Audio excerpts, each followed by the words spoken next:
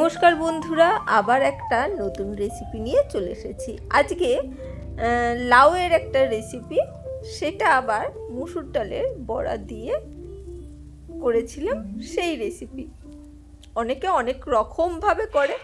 আমিও যে কোনো লাউ বা চাল কুমড়ো মানে সবজি নানা রকম করে করার চেষ্টা করি, যাতে বাচ্চারা প্রত্যেকদিন বোর না হয়ে যায়। সবজি বললেই তো বাচ্চারা একটু বোর হয়ে যায়, সেই জন্যে আজকে মুসুর ডালের বড়া দিয়ে করেছি। মুসুর ডালের বড়াটার জন্যে অবশ্যই মুসুর ডালটাকে ভালো করে ধুয়ে নিয়ে জল দিয়ে ভালো করে 2 থেকে 3 বার ধুয়ে জল ফেলে তারপরে একটু ভিজিয়ে রেখে দেবো। তারপরে এইদিকে কাটাকুটিগুলো করে ফেলি। মুসুর ডাল ভিজতে বেশিক্ষণ সময় লাগে না। আর এখানে আমি একটা লাউ নিয়ে নিয়েছি, ফ্রিজে ছিল তাই জল হয়ে রয়েছে। আর লাউ কাটার সময় লাউ যেহেতু বলি হয়, তাই লাউকে নাকি এমনি কাটতে নেই, তাই কোনো কিছু ওপরে দিয়ে তারপরে ছুরি বা বটিটা বসাতে হয়। তাই ওই আলুর খোলাই বেশিরভাগ থাকে, তাই আলুর খোলাটা দিয়ে লাউটাকে অর্ধেক করে নিলাম। আর এখানে দেখলে দারচিনি, ছোটো এলাচ, লবঙ্গ, একটু মৌরি রেখে দিয়েছি, একটু মানে মশলাতে লাগবে। আর ওখানে ডালটাকে লবণ দিয়ে একটু বেটে নিলাম। বেটে নিয়ে মিক্সিতে পেস্ট করে নিয়ে একটু ভালো করে একটা বাটিতে ঢেলে ভালো করে একটু ফেটিয়ে দেবো। ভালো করে ফেটিয়ে মুসুর ডালের বড়াগুলো ভেজে নিতে হবে। বড়া জাতীয় জিনিস বাচ্চারা কিন্তু খুব ভালো, ডালের হোক বেসনের হোক, তাই না? আমরা নিজেরাও খেতে ভালোবাসি, মানে যে কোনো বড়া। ডালের বড়া, বিশেষ করে ডালের বড়া বেশ মুচমুচে হয়। বাচ্চা থেকে বড় সবাই বেশ খেতে ভালোবাসে। আর বড়া যদি কোনো তরকারিতে পড়ে তাহলে কিন্তু বাচ্চারা খুব আনন্দ করে খায় কিন্তু সেই রেসিপিটা। তাই বড়াগুলো ভালো করে লাল করে ওলট পালট করে আমি ভেজে নিলাম। ভেজে তুলে রেখে দেবো। তারপরে মশলার দিকে খুব সামান্য মশলা দিয়ে রেডি করেছি।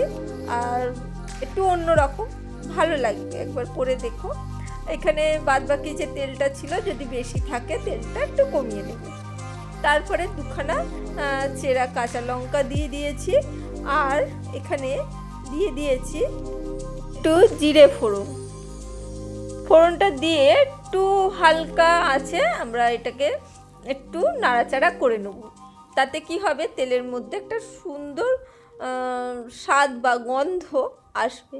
তাই একদম আঁচটাকে একটু কমিয়ে দিয়ে মশলাটাকে, ফোড়নটাকে ভেজে নিলাম। তারপরে একটু আদা, একটু পরিমাণ মতন অল্পই আদা একটু ওই কুড়ে নিয়ে নিলাম। কুড়ে ওর সাথে একটু নাড়াচাড়া করে, হালকা করে, বেশি নাড়াচাড়া করব না আদাটাকে, গুলো যেটা খুব সরু সরু নয়, খুব মোটাও নয়, সেই রকম করে কেটে রাখা লাউটাকে দিয়ে দিয়েছি। দিয়ে এবার যথারীতি নাড়াচাড়া করতে হবে। একটু হাই ফ্লেমেই নাড়াচাড়া করলাম, যাতে লাউগুলো একটু ভাজা ভাজা হয়ে যায়। কারণ যদি লো ফ্লেমে করি, লাউ থেকে প্রচণ্ড জল বেরাবে, লাউটাকে একদমই ভাজা যাবে না। তাই লাউটাকে খুব সুন্দর করে কিন্তু ভাজা করে নিলাম। ভাজা করে নেওয়ার পর সুন্দর করে কিন্তু ভাজা করব। আর তারপরে যে মশলাটা করে রেখেছিলাম, মানে ওই দারচিনি, ছোটো এলাচ, লবঙ্গ আর মৌরি, যেটা ওটা ভেজে কিন্তু গুঁড়ো করে রেখেছিলাম, ঠিক আছে? ওই গুঁড়োটা, ওই মশলাটা ওই জন্যেই দেখালাম আগে, ওটাকে দেখাইনি তোমাদের। গুঁড়োটা করেছি যে ওই গুঁড়োটা মানে হালকা করে চাটুর মধ্যে নাড়াচাড়া করে ওটাকে গুঁড়ো করে নিয়েছি। সেই গুঁড়োটাই কিন্তু আমি দিয়ে দিলাম। দিয়ে একটু হালকা করে নাড়াচাড়া করব, করে এবার জল দিয়ে কিন্তু আমি একটু মিশিয়ে নিয়ে একটু চাপা দিয়ে রাখবো। লাউ কিন্তু সেদ্ধ হতে এমন কিছু সময় লাগে না। লাউ থেকে যেহেতু প্রচণ্ড জল বেরোয়, কিন্তু লাউটা তো আমি একটু মানে ভাজা করে নিয়েছি, সেই জন্যে জলটা সেইভাবে বেরাতে পারিনি। তাই আমি ওই জলটা, সামান্য জল দিলাম, খুব সামান্যই দেখতেই পেলে, সেইটাই কিন্তু আমি ওই চাপা দিয়ে রেখে দেবো। একটু মিশিয়ে নিয়ে ওই ঢাকনা দিয়ে আমি একটু চাপা দিয়ে রেখে দেবো লাউটাকে সেদ্ধ হওয়ার জন্যে এবং মশলাটার স্বাদ লাউয়ের ভেতরে ঢোকানোর জন্য। খুব সিম্পলভাবে, মানে হ্যাবব কিছু মশলা নেই এবং মানে রোজকার লাউয়ের মতন নয়, অন্য রকম একটু। একবার করে দেখো। আর আমি এখানে হলুদ ইউজ করিনি, তোমরা চাইলে হলুদ দিতে পারো, কোনো ব্যাপার না, কিন্তু একটু সাদা সাদা করো, ভালো লাগবে। লবণ দিয়েছিলাম আগেই, লবণ দিয়ে চাপা দিয়েছিলাম, এখন তাই একটু ঢাকনা খুলে একটু চিনি দিয়ে দিলাম। লাউয়ের তরকারিটা একটু চিনি না দিলে ভালো লাগবে না, তাই চিনি দিয়ে দিয়েছিলাম। আর যে মশলাটা করে রেখেছিলাম সেই মশলাটা আবারও দিয়ে ভালো করে নাড়াচাড়া করে আবারও একটু চাপা দিয়ে রেখে দিলাম। রেখে দিয়ে তারপরে ওই 2 মিনিট মতন রাখবে। তারপরে আবারও খুলে এবারে মুসুর ডালের বড়াগুলো এবার দিয়ে দিলাম। এর মধ্যেই কিন্তু এবার নাড়াচাড়া করে নেব। ডালের বড়াগুলো একটু ভেঙেও দিতে পারো আর এইভাবেও দিতে পারো। বড় বড় থাকলে কি হবে, বাচ্চারা কিন্তু খুব মজা করে খাবে। মানে লাউটা কম, বড়াটা বেশ ভালো মতন দেখা যাচ্ছে, সেইভাবে কিন্তু করতে হবে। একটা লাউয়ের কিন্তু নতুন রেসিপি তোমাদের সাথে শেয়ার করলাম।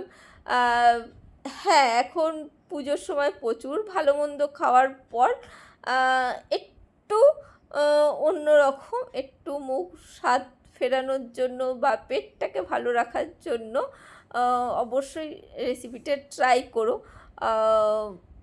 মুখেও ভালো লাগবে, যেহেতু বড়ার তরকারি সেহেতু মুখেও ভালো লাগবে, কিন্তু পেটটাও ভালো থাকবে, তাই অবশ্য ট্রাই করো। দেখো লাউটাও সেদ্ধ হয়ে গেছে আর বড়ার ভেতরেও কিন্তু রস ঢুকে গেছে। বড়াগুলো একটু হালকা করে ভেঙে দিলাম।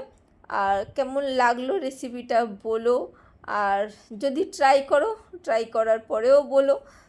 ভালো লাগলে লাইক কমেন্ট শেয়ার করতে ভুলো না। আজকের জন্য টাটা।